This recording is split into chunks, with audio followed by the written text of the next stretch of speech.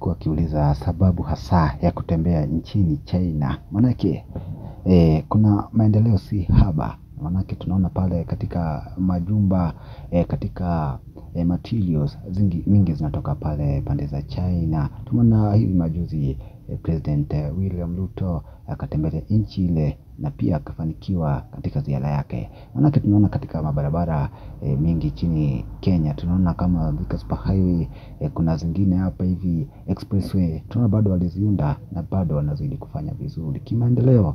Wacha tuwape mkono wao pale katika kimaendeleo.